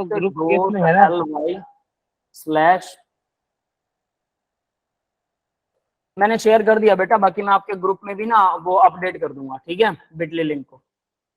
अब आगे बढ़ते हैं बेटा। सॉल्यूशन इसका दिखा रखा, सॉल्यूशन हमने कर लिया, 0.6 आया था और 0.4 आया था, दोनों माइनस के, that's it, it is done, है ना। आगे बढ़ते हैं अब इसी में, स्क्वायर प्लेनर कॉम्प्लेक्सेस। अब तीसरा आया भाई, स्क्वायर प्लेनर कॉम्प्लेक्सेस। याद है, ऑक्टाहेड्रल हो गया, टेट्राहेड्रल हो गया। अब मैंने बोला था स्क्वायर प्लेनर में फिर से स्प्लिटिंग हो जाती है, टेट्राहेड्रल ही जो सॉरी ऑक्टाहेड्रल है वही स्प्लिट हो जाता है। ऑक्टाहेड्रल की 2 बार स्प्लिटिंग होती है, यूं समझ लो। पहले ऑक्टाहेड्रल की स्प्लिटिंग होगी T2G अब T2G भी बट जाते हैं। ठीक है, तो वो कैसे बटते हैं वही हम इसके अंदर देखने वाले हैं। तो देखिए भाई, the square planar arrangement of the ligand derived from the octahedral ligand. तो ये ऑक्टाहेड्रल से derived from the octahedral ligand filled by removing the 2 trans ligand located along the Z axis. तो ये लाइन याद रखनी है। अभी 2 ट्रांस लिगेंड, एक दूसरे के जो अपोजिट लिगेंड है उनको वो करेंगे हम। ठीक है, तो यहाँ पर कुछ ये स्क्रीन के ऊपर भी दे रखा है बाय टीचर ने जो भी समझाया है। ठीक है, ऑन द स्क्रीन। तो नेक्स्ट डायग्राम देखते हैं। ये प्रोसेस होने वाला। ठीक है, तो आप लोग एनसीईआरटी के क्वेश्चन जरूर सबसे पहले पूरे कर लीजिएगा। जो बच्चा थ्योरी और एनसीईआरटी के सारे क्वेश्चंस को फिंगर टिप्स पे कर लेते हैं, जो भी स्टूडेंट, उसके बाद डायरेक्ट एडवांस लेवल उठा सकते हो। सॉल्यूशंस के साथ एडवांस लेवल के क्वेश्चन पेपर कहाँ मिलेंगे, कैसे करना है, क्या करना है, फिर भी किसी क्वेश्चन का सॉल्यूशन समझ में नहीं आता, मुझे व्हाट्सएप कीजिए। ठीक है, आपस में डिस्कस कर सकते हैं, तो वो भी आपके लिए इजी रहेगा। मैं उसको ओपन कर दूंगा सबके लिए, आपस में आप डिस्कस कर सकते हैं, आपस में सभी स्टूडेंट। प्लस आपको हर रोज, ज्यादा नहीं, 2 या 3, 2 या 3 मैक्सिमम 3 क्वेश्चन एडवांस लेवल उठाइए, वरना 2 ही काफी। That's it. यस, क्लियर है सभी को? Yes sir. Yes sir. तो सिर्फ इतना कीजिए, कोई क्वेश्चन सॉल्व नहीं हो रहा हमारे पास लेके आइए। तो यहाँ पर देखिए भाई, अब हम इसको जरा सॉल्व करते हैं। तो पहला है A part, imagine you have an octahedral complex and remove the axial ligand attached to it, we get the square planar complex. Imagine करना है, अब इमेजिन नहीं करेंगे हम, आपको वो स्क्रीन दिखाएंगे। ठीक है, मैं पीछे वाला अपना बैकग्राउंड हटा देता हूं ताकि आपको स्क्रीन बेटरली दिखे। ठीक है, और देखिए मुझे पिन कर लीजिए। पिन करना आता है? मेरी स्क्रीन को पिन कर सकता है कोई क्या? Yes sir. मेरी जहां फोटो आ रही है उसको पिन कीजिए तो बड़ी हो जाएगी, स्क्रीन भी साथ में रहेगी और बड़ी भी हो जाएगी। क्लियर है?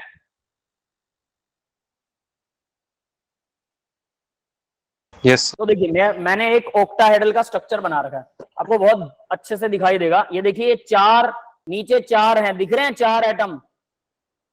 Yes sir. Yes sir. और इसके आर पार देखो जरा, आर पार 2 एटम है जो मैंने उंगलियों में, फिंगर्स में पकड़ रखे। तो देखो ये एक्सल की तरह नहीं बन गया? एक्सल, एक्सल क्या होता है? जिसके अगेंस्ट कोई चीज को घुमाया जा सकता है। तो यहाँ देखिए, इसके अगेंस्ट किसी चीज को मैं घुमा रहा हूं। क्लियर है? ये एक्सल बन गया। Yes, yes sir. समझ में आ गया बेटा? तो ये एक्सियल, इसलिए एक्सियल बॉन्ड बोलते हैं। अगर ध्यान देना, अब जरा ध्यान से देखते रहना इसको। ये है ऑक्टाहेड्रल, क्योंकि इसमें 8 अष्टफलक बोलते हैं इसे। ये ट्रायंगुलर एक फेस है, एक फेस आपके सामने है, ये रहा ट्रायंगुलर, एक फेस इधर है, एक फेस पीछे है। 4 ट्रायंगुलर फेस से इसको कवर किया जा सकता है, झोपड़ी के जैसा बनाया जा सकता है, जैसा टेंट होता है। समझ गए? Yes sir. 4 ही नीचे बनेंगे तो 8 अष्टफलक, that is the name of the compound, अष्टफलक ऑक्टाहेड्रल। ठीक है, यस अब इस सर। ऑक्टाहेड्रल को ध्यान से देखना। मैं यहां से पकड़ रहा हूं, नीचे वाला एंगल नहीं पकड़, नीचे वाला एटम नहीं पकड़ रहा, ये वाला एटम पकड़ा और पकड़ के मैंने इसको ये घुमा दिया।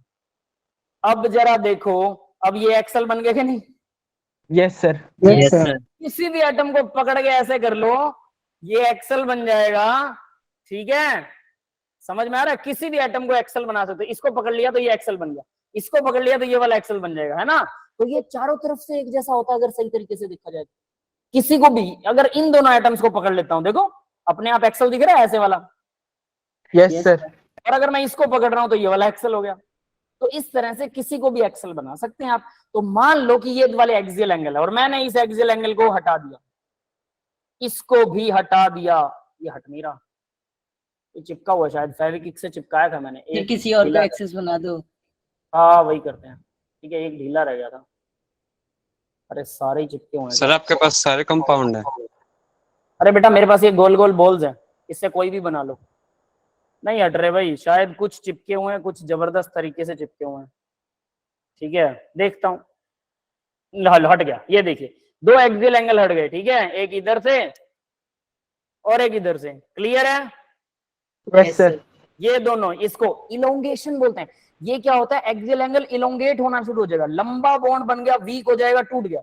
इधर से ये भी, दोनों साइमल्टेनियसली एक साथ होते हैं, तो ये क्या बन गया? Square planar.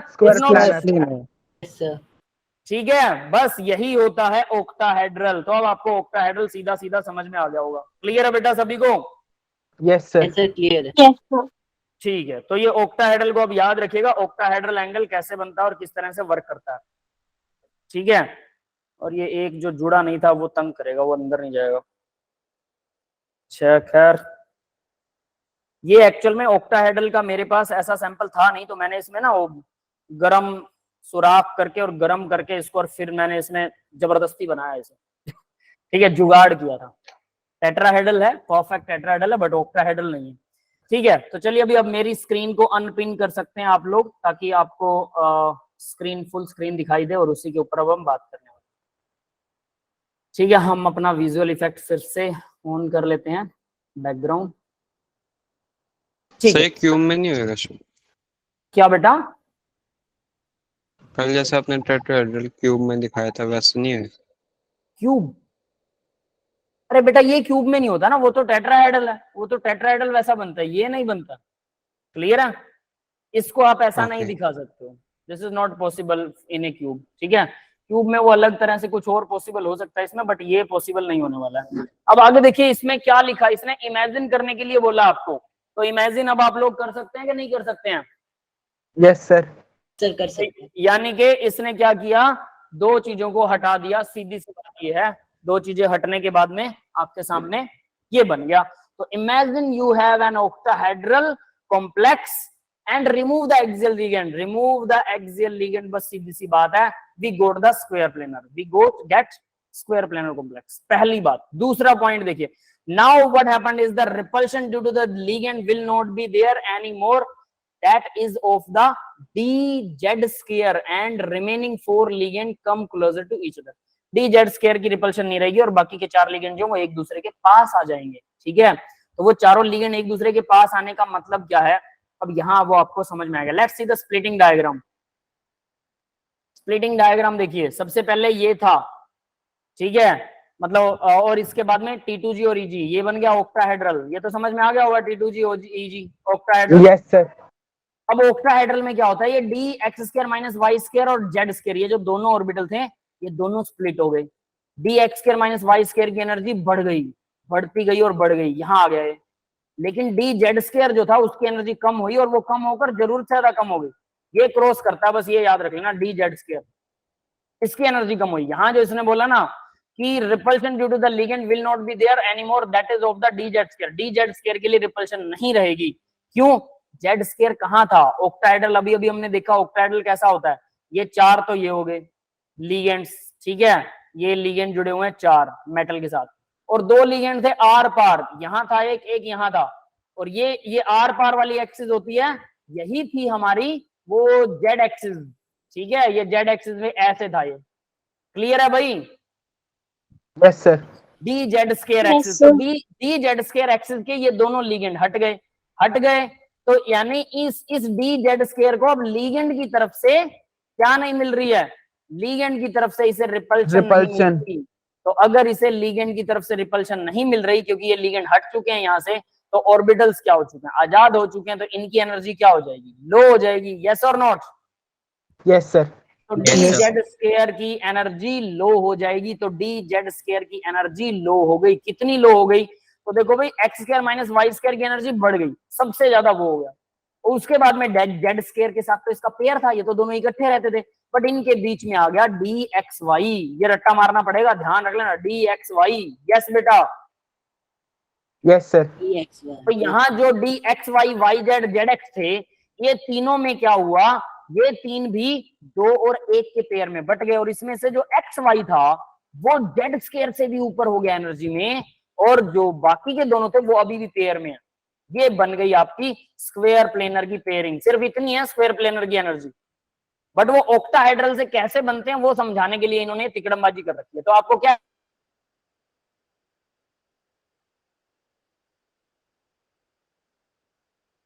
याद करना है, x² y² की एनर्जी सबसे ज्यादा, फिर उसके बाद xy की, पहले x² y² बनेगा, पहले x² y² बनने वाला है, इसको मैं dz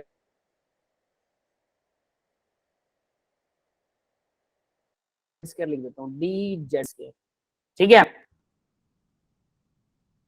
याद करना बहुत आसान है, x² y² xy फिर z²,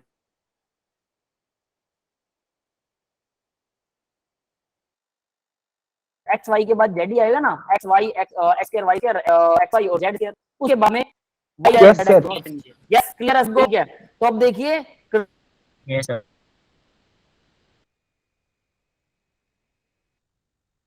crystal field splitting energy octahedral और स्क्वायर प्लेनर के लिए क्या होगी, sp, that is gold, delta sp square planar की energy, crystal field square planar, तो इसको एनर्जी ये है, यहां से लेकर यहां तक, इन दोनों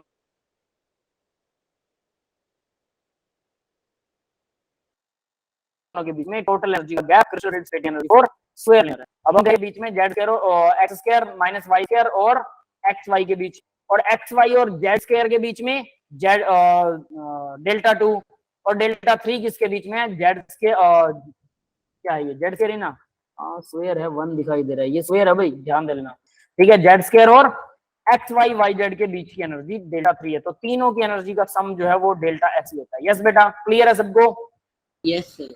यस सर। That's it. ये वाला डायग्राम अच्छे से याद कर लेना, रट्टा मारना पड़ेगा, ये कंफ्यूज करता है, tetrahedral octahedral easy, but this is somewhat confusing, not so typical but somewhat confusing. Clear है सबको? Yes sir.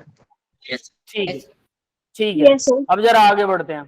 तो देखिए, firstly D orbital split into T2G and EG, ये तो हमें पता है T2G EG में ऑक्टाहेड्रल स्प्लिटिंग होगी। अब T2G जो है वो XY YZ ZX है, has the x square minus y square, और EG के पास x square minus y square और z स्क्वायर है ना, ये भी पता है। तो ये दोनों पॉइंट तो आपको पता ही है, need not to read that, मतलब नहीं मार्क करेंगे तो भी चलेगा। As the square planar arrangement of the ligand is derived from the octahedral field ligand by the removing the two trans ligand, removing two trans ligand located along the z axis। z axis के along जो है ना, मैंने बोला किसी को भी axis मान लो, ये आपको पता है, ये ऑक्टाहेड्रल वाला किसी को भी आप एक्सिस मान सकते हो, है ना। बट प्रॉब्लम क्या है कि ये एक्चुअल में सिर्फ जो z एक्सिस है उसी को हम मानते हैं इंटरन्यूक्लियर एक्सिस। सबसे पहले उसी के साथ कोई बॉन्ड बनाते होते हैं, ठीक है, कन्वीनियंस के लिए। एक्सिस कोई भी मान सकते हो, कोई फर्क नहीं पड़ता। तो इसलिए आपको याद रखना पड़ेगा जेड एक्सिस इंटरन्यूक्लियर एक्सिस, तो वही वाले लिगेंड हटने वाले हैं। क्लियर है सबको? Yes sir. ये याद रखना पड़ेगा। T2G है ना, further split in the resulting, तो ये आगे स्प्लिट हो जाएंगे और रिजल्ट देंगे हमें। क्या रिजल्ट देंगे वो आपको पता है, ठीक है। हाँ चलिए जी, ये बहुत जल्दी आ गया, देखा, चलो बहुत अच्छी बात है।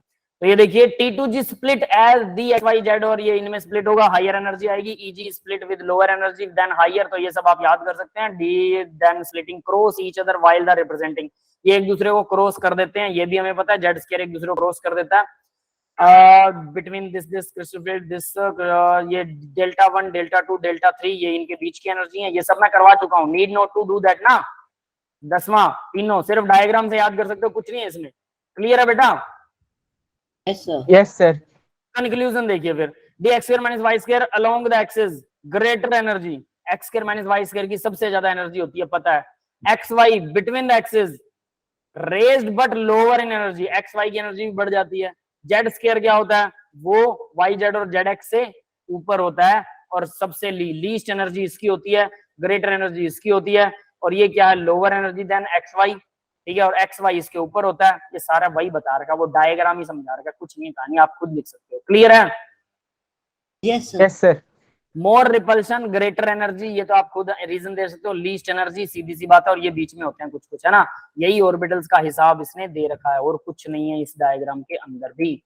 क्लियर है भाई? क्वेश्चन आ जाता है अब सीधा, तो यानी सिर्फ डायग्राम याद करना ही सफिशिएंट है, बट लिखने के लिए कि आप उसको कुछ लिख सको तो पॉइंटों को रीड जरूर किया कीजिए, रीडिंग को मत छोड़िए, ताकि लिखने की आदत भी बनी रहे, है ना। वरना सीधा डायग्राम करके फिर सीधा वही कर सकते हैं। क्लियर है बेटा?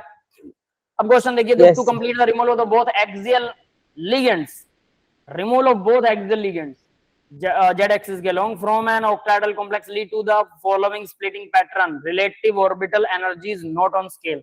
तो कुछ पैटर्न बनाता है, ये इसने पैटर्न कहा है कि ये वाला पैटर्न बनता है जब हम उसको वो कर देते हैं, रिमूव कर देते हैं। जेई 2019 के अंदर आया था मेंस में, ठीक है।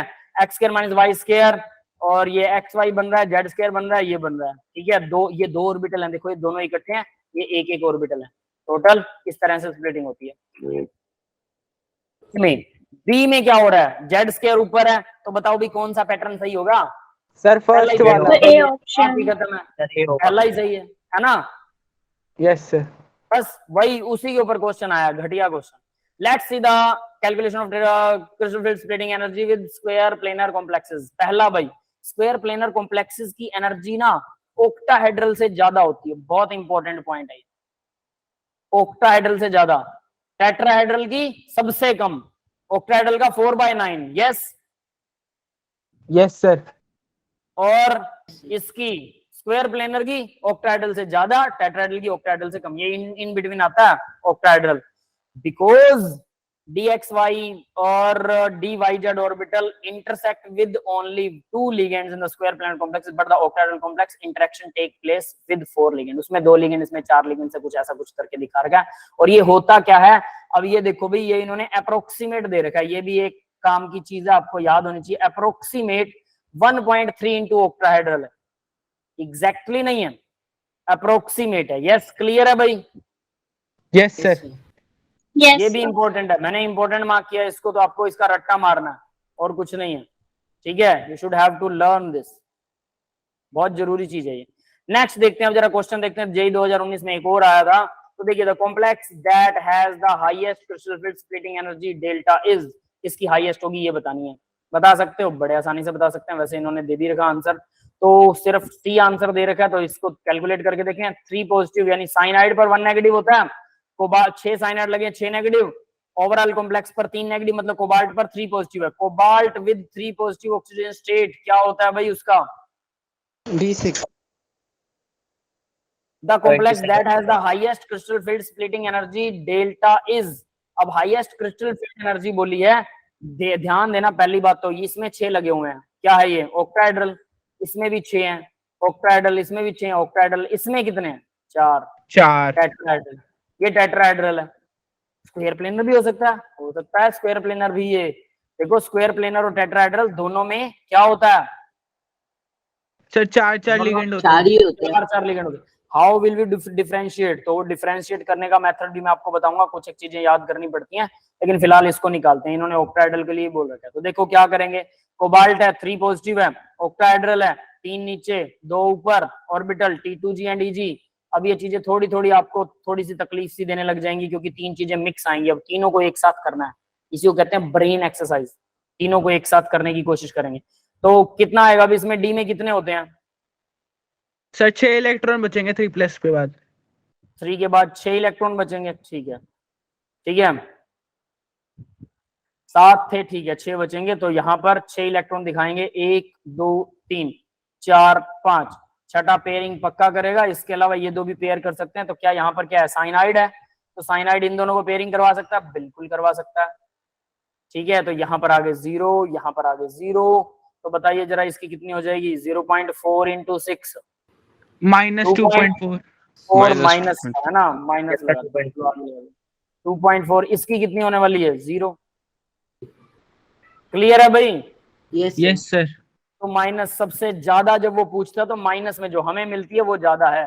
हमें सबसे ज्यादा कौन सी मिलेगी? माइनस का मतलब नहीं कि वो कम है एनर्जी, माइनस का मतलब यहाँ ये होता है कि हमें मिल रही है, प्लस का मतलब है हमें देनी पड़ रही है। हमें मिल रही है तो सिस्टम की एनर्जी कम हो रही है, सिस्टम की कम हो रही है तो हाईएस्ट एनर्जी कब मिलेगी हमें? सिस्टम की हाईएस्ट नहीं पूछ रहा वो पूछ रहा हमें कब मिलेगी सिस्टम की? जब सिस्टम की 0। हाँ, जब सिस्टम की माइनस में चली जाए ज्यादा से ज्यादा, 0 से भी कम बेटा, ठीक है। तो आगे देखिए भाई, अब इसका आंसर दे रखा है इन्होंने। हाँ बेटा। सर पिछले में जो ए बी ऑप्शन था उसमें स्ट्रॉन्ग फील्ड लिगेंड भी थे एंड वीक फील्ड भी थे, तो उसमें क्या होगा? पेयरिंग होगी या नहीं? देखो अमोनिया स्ट्रॉन्ग नहीं है वैसे, लेकिन हल्का फुल्का स्ट्रॉन्ग है ये कह सकते हैं। तो डिपेंड करेगा कि वो कोबाल्ट के ऊपर डिपेंड करेगा। यहाँ पर 2 पॉजिटिव है कोबाल्ट में। अब देखो ये भी पॉसिबल है, सिर्फ इतना ही नहीं है कि हम अगर ये देखें, चलो इसको डिस्कस करते हैं ना। कोबाल्ट 2 पॉजिटिव कर दिया, तो इसका मतलब डी में कितने हैं? अब 7, डी में 7 है, तो डी के अंदर 7 भर के देखो बेटा। लो फील्ड और हाई फील्ड दोनों बना के देखने आपको, सर इससे भी कोबाल्ट आंसर अभी कहीं भी भी उसमें तो 3+C होगा ना? देखो इसमें भी कभी कभी आंसर निकला। क्या कह रहे हो? सर कोबाल्ट अभी भी उसमें 3+ ही होगा ना ए में, तो वहां पे अंदर एक क्लोरीन भी तो है। Yes sir. अच्छा अंदर क्लोरीन है क्या? ठीक है रुको। हाँ एक अंदर क्लोरीन है भाई, फिर तो नहीं होगा, ठीक है। तो ये तो 6+ ही होने वाला है। ओके फिर तो कोई डिफरेंस नहीं होने वाला, ये 6+ ही हो गया, ठीक है 6+। बट क्लोरीन यहाँ पर वीक है, क्लोरीन में इतना पावर नहीं है, बट अमोनिया ऐसा कर सकता है।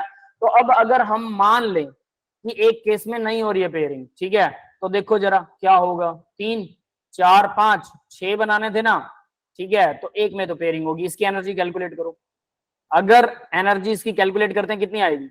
0.4 मल्टीप्लाई में 4 -1.6 -1.6 और ऊपर आएगा 1.2 1.2 ऊपर वाले में कितना आएगा? 0.6 इंटू 1.2 2 डिफरेंस कितना आया एनर्जी का? -0.4 0.4। अगर ये करते हैं तो 0.4 आएगा। और अगर मैं इसको स्ट्रॉन्ग फील्ड लिगेंड मान लिया कि मैंने स्ट्रॉन्ग फील्ड है, तो ऊपर वाला ही रिजल्ट आएगा। यस क्लियर है? -2.4 यस सर। तो इसका Yes, मतलब sir. या तो वो उसके बराबर हो सकता है या फिर वो उससे कम हो सकता है। यहाँ पर ये क्लोरीन वीक लिगेंड है, तो हम इसको रेफरेंस मान के कह सकते हैं कि भाई यहाँ पर पेयरिंग के चांसेस कम है, क्योंकि क्लोरीन भी बेटा है। अब वाटर, दूसरे केस में वाटर आ जाता है, तो यहाँ पर भी पेयरिंग के चांसेस कम होंगे। अब वाटर यहाँ पर भी कोबाल्ट कितना है? 3 पॉजिटिव ही है, क्योंकि क्लोरीन के Yes, बाहर sir. लगे हुए हैं। तो डेफिनेटली यही वाली कॉन्फ़िगरेशन हो सकती है या ये वाली कॉन्फ़िगरेशन हो सकती है, कॉन्फ़िगरेशन कोई भी हो। लेकिन हम ये जानते हैं कि अगर मैं इस एग्जांपल को लेता हूं, साइनाइड में पक्के तौर पर पेयरिंग होती है। तो यानी या तो सी हो सकता है या फिर ये दो, इसका मतलब ये दोनों वीक ही होंगे। और वैसे भी अब जनरल जब आप प्रैक्टिस करेंगे तो अमोनिया वीक लिगेंड्स में ही गिना जाएगा, स्ट्रॉन्ग में कभी कभी आता है। ठीक है, तो ये प्रैक्टिस से भी आपको कुछ कुछ चीजें तो याद ही रखनी पड़ती है। एवरी जो बॉर्डर लाइन होती है ना बेटा, उसका कोई इलाज नहीं होता, वो दोनों तरफ एम्फोटेरिक बिहेव होता है ना, जैसे कई चीजों का, वो एसिड के साथ बेस और बेस के साथ एसिड बन जाता है। तो एक बॉर्डर लाइन हर जगह पर आएगी और वहां पर कंफ्यूजन होगा ही होगा। तो वहां उस कंफ्यूजन से निकलने के लिए आपको लर्निंग ही करनी पड़ेगी। ठीक है, क्लियर है ये सबको? Yes sir. Yes, sir. तो सर Yes, हम ऐसे sir. बता नहीं सकते कि ये पेयरिंग Yes. करेगा नहीं करेगा। ठीक है, तो सी आंसर इसका लास्ट होगा। अब देखो उन्होंने एक उसके लिए शेयर प्लेयर के लिए बताया है, अगर वो आप याद करना बना क्या आपको नहीं बनाए, वो आपको खुद सोचना पड़ेगा। Okay sir. यही हो सारी बेटा, है ना। कई जगह हो सकता है बता दे, तो वो डिपेंड करेगा। एयर कोबाल्ट के अंदर इन्हें 1 2 3 4 7 केस दे रहे हैं, क्रिस्टल फिल्ट्रेटिंग एनर्जी। और साइनाइड वो 4 वाला केस कहां पर है अभी? 4 वाला कोई केस COCl4 ये रहा।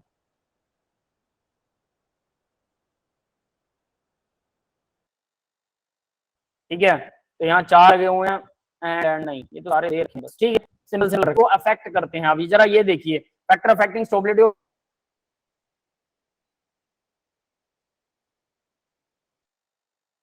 Of complexes, complex stability of a complex directly proportional होती है क्रिस्टल फील्ड स्टेबलाइजेशन पर। एक ही बात है वो, तो है ना।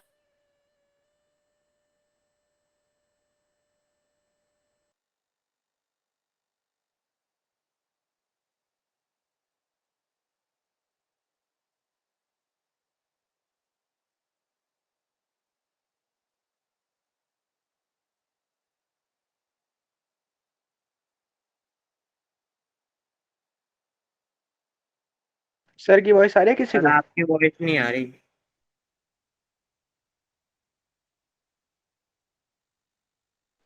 सर की वॉइस नहीं आ रही, मुझे भी नहीं आ रही।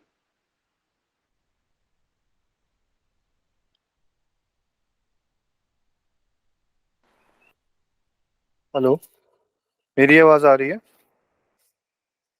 यस सर आ रही है हाँ आपकी। भाई। ओके सर का आई थिंक नेटवर्क का इशू होगा, इस वजह से सर ने, मतलब सर की आवाज़ नहीं आ रही है, मुझे भी नहीं आ रही है। चलो तब तक मैं तुम लोगों से बात कर लेता हूँ। पहले मैं अपना Good evening. इंट्रोडक्शन दे देता हूँ। गुड इवनिंग बेटा। पहले मैं अपना इंट्रोडक्शन दे देता हूँ। मेरा नाम फैज़ान है और मैं ऑपरेशन टीम से हूँ। ठीक है, ऑपरेशन टीम का कहने का मतलब हम लोग मतलब यहाँ पे जो आप लोग टीचर से मिलते हो, ये एक टीचर की टीम है। एक आपको कभी कभी कॉल आता होगा, है ना, किसी भी मैम की तरफ से या सर की तरफ से, यस सर। तो वो टेलीकॉलर, हाँ वो टेलीकॉलर टीम से होती हैं। ठीक है, खासकर वो उनका काम ये होता है कि इंश्योर करना बच्चा क्लास ले रहा है कि नहीं ले रहा है, या क्या क्या स्टेटस चल रहा है, वो सारी चीज़ें। और हमारा काम ये है कि हम इंश्योर करते हैं बच्चों से मिलके, मतलब हम ना ऑपरेशन टीम से हैं। हम स्कूल में भी, जैसे स्कूल में तुम लोगों ने मिले होंगे कि मतलब तुम लोगों में Yes, कोई sir. ऐसा है डॉक्टर किसी से सना। मिला है? यस यस सना सर। मैम, सना सना मैम। मैम से मिले? सर ओके, शाहिद सर से। शाहिद सर से मिले हो? ओके, इसके अलावा कोई और? इन सर दोनों के अलावा? मिल पर आए हैं से अवंती की तरफ से। अच्छा, जैसे कभी आप लोग कौन कौन से डिस्ट्रिक्ट से हो, मुझे बताओगे? Sir north west Delhi. North north west, east. तो बेस्ट दिल्ली। North east. सात बजे। इस ग्रुप में, इस ग्रुप में कोई ईस्ट का नहीं है? ईस्ट दिल्ली का? Yes sir. सर मैं नॉर्थ ईस्ट ईस्ट। नहीं नहीं, इससे ओके ओके, अच्छा, ईस्ट दिल्ली के आप हो। अमर है, रेज हैंड कर सकते हो कौन कौन ईस्ट दिल्ली का है। ओके ओके, ग्रेट ग्रेट, ठीक है। चलो खैर कोई नहीं। दूसरा, मुझे बेसिकली तुम लोगों से बात करने का रिक्वायरमेंट ये था ना कि मुझे समझना था सारी चीज़ें आपको सही लग रही हैं, कहीं पे कुछ ऐसा प्रॉब्लमेटिक कुछ तो नहीं हो रहा है, सब कुछ क्लियर चल रहा है ना? Yes sir. Yes sir. Yes, sir. Okay, Faizan तो sir, hello Faizan sir, how are you? Hello sir, आप कैसे हैं? हमने सोचा बढ़िया, आप आप सुनाइए। आपके जाने का थोड़ा सा मौका उठा लिया जाए, बच्चों से बात कर ली जाए। आप गए और मेरा, आप आए और मेरा कनेक्शन टूट गया। तो खैर मैं बच्चों से थोड़ा ऐसे ही इंटरेक्ट कर रहा था। आप क्लास कंप्लीट करो, मुझे बस आप 5 मिनट देना आफ्टर क्लास। चलिए बस एंड करने वाले लेक्चर हो, ठीक है। हाँ। आपको कोई बात करनी है सर? हाँ, मुझे बस 5 मिनट दीजिएगा बच्चों के साथ। ठीक है, मैं इसको कंप्लीट कर रहा हूँ। ठीक है ठीक है ठीक है बेटा, देखिए ध्यान कीजिएगा। तो वहां पर यानी अब मैंने बोला कि सेम आयन, सेम मेटल है, सेम लिगेंड है, तो आप कहेंगे सर सेम सब कुछ सेम है तो फिर वो तो सेम ही है, लेकिन उसकी ऑक्सीजन स्टेट अलग है। जैसे आयरन 2 पॉजिटिव में ऑक्टाहेड्रल बना रहा है, आयरन 3 पॉजिटिव में ऑक्टाहेड्रल बना रहा है, समझ रहे हो? Yes sir. यस गाइस, तो अगर ऐसा है तो जो चार्ज ज्यादा होगा ना, चार्ज ज्यादा, तो क्रिस्टल फिल्ट्रेशन अगर सब कुछ सेम है तो ऑक्सीडेशन स्टेट के डायरेक्टली प्रोपोर्शनल होगा, ठीक है। यानी कि जिसका ज्यादा चार्ज होगा, ऑक्सीडेशन स्टेट ज्यादा, आयरन 2 की जगह आयरन 3 वाला क्या करेगा, ऑक्सीडेशन स्टेट 3 पॉजिटिव ज्यादा।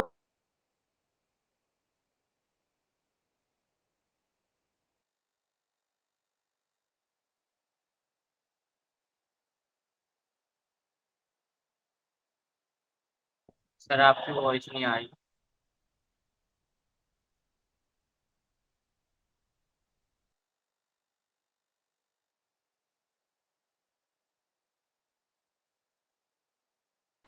सर की आवाज नहीं आ रही है ना, या मुझे ही नहीं आ रही है? नहीं सर, नहीं आ रही। नहीं आ रही सर। सर स्क्रीन भी पॉज हो गई और आवाज भी नहीं आ रही। हाँ, आई नो कि कुछ प्रॉब्लम हो गई, इशू आ रहा होगा। ये अंकित, आप क्या मांग रहे हो बेटा? सर मुझे बताओ। बिटली लिंक किसकी? मतलब सर ये मटेरियल की? Yes sir. ओके, तो आप इसको ना एक्सेस कर सकते हो इजीली। पता है किधर से? जो आपका व्हाट्सएप ग्रुप है ना, उसी के डिस्क्रिप्शन में ही होती है। मतलब मंजीत इन सर का अभी आया नहीं है अच्छा, मंजीत सर का अभी अपलोड नहीं हुआ है। सर, हमारे ग्रुप में नहीं हुआ अभी। हम नए रुको, लेट मी सी। जस्ट पहले मैं था। आप लोग का जीवन है ना, जीवन G2? सर G10 है, G10। G9। G9 है। Okay, just a second. अच्छा, तो आप में शायद से अपलोड अपडेटेड नहीं हुआ है, ठीक है। आप लोग फिर मंजीत सर को ही बोल देना, मंजीत सर आपके साथ शेयर कर देंगे, ठीक है। सर आपकी आवाज चली गई थी। क्या चीज शेयर करनी है सर? सर इनको ना कुछ बच्चों को बिटली लिंक चाहिए आपकी, तो मैंने कहा कि ठीक है सर, अपलोड कर देंगे डिस्क्रिप्शन में। ठीक है ठीक है।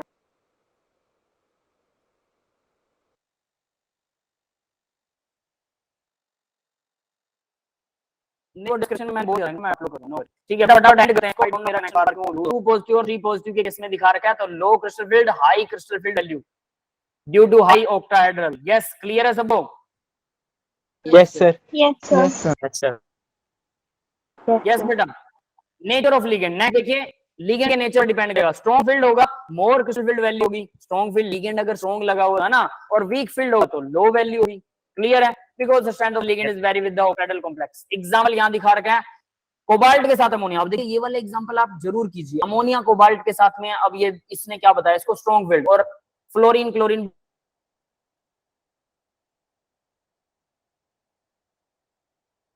ब्रोमीन ये वीक फील्ड होते हैं, डेफिनेट सी बात है। तो कोबाल्ट के साथ अमोनिया स्ट्रॉन्ग फील्ड ये करता है। अब आपको ये थोड़ा थोड़ा कहीं कहीं अमोनिया वीक फील्ड भी करेगा, ठीक है। और वो ऑक्टाहेड्रल केस में जो हुआ है तो डेफिनेटली वो स्ट्रॉन्ग फील्ड करेगा। ज्योमेट्री ऑफ द कॉम्प्लेक्स पर डिपेंड करता है। ज्योमेट्री मतलब उसकी शेप,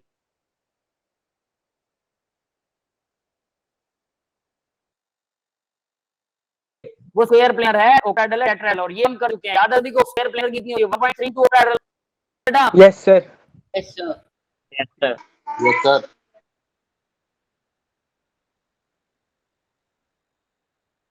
ये समझो है ना। और ऑक्टाहेड्रल की तो ऑक्टाहेड्रल होती है, ये ऑक्टाहेड्रल से कम होती है, ऑक्टाहेड्रल से ज्यादा होती है। नेक्स्ट,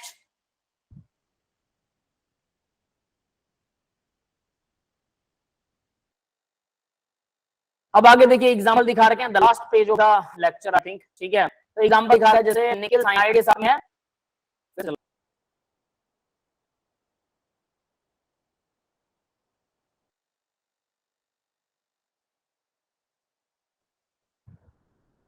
चलिए थोड़ा वेट करें, इस ओपन बोर्ड मुझे से करना पड़ा सर। सर मैथ्स की क्लास का टाइम होने वाला है। बस बेटा 1 मिनट में Yes, खत्म sir. कर रहा हूँ मैं, मेरी भी नेक्स्ट क्लास अभी शुरू होने वाली है। ठीक है, 8 बजे मैथ की क्लास होती है। यस यस यस, मेरी भी क्लास है बेटा 9 बजे। आप लोगों की 2 क्लासेस है, मेरी एक और क्लास आएगी अभी, ठीक है। या इसे यहीं एंड कर देते हैं, है ना।